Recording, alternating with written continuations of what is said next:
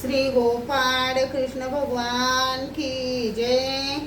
लीळा number 109 अग्निकुंडात Shrikar दर्शन।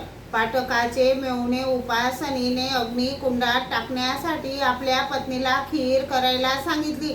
मग आपण गंगेवर आंघोळ करायला निघाले। तिला म्हणाले, पाठक येथे आला तर तू त्याला खीर खाऊ घालू नकोस असे बजावले व गंगेवर गेले। तेव्हा त्यांच्या मागे पाठक आले। त्यांच्या बहिणीने म्हटले, ये रे बा, थोडं जेवून घे। तिने खीर निवण्यासाठी घातली होती। तेथे ते बसले, यथेच्छ जेवले आणि निघाले।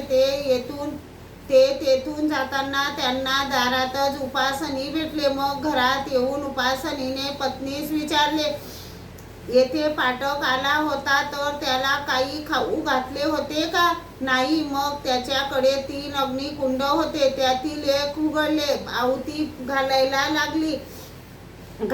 लागले तेव्हा अग्निकुंडातून चंदनाच्या उटीने सुशोभित सुंदर श्रीकर निघाला, पण त्याने आहुती दिली नाही। ते अग्निकुंड बंद केले। दुसरे उघडले, तेथेही तसेच दिसले।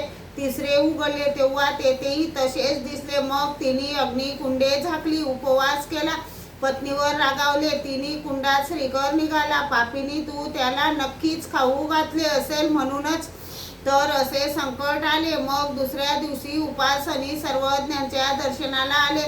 सर्वज्ञांचे दर्शन झाले, दंडोते घातले, श्रीचरणा लागले।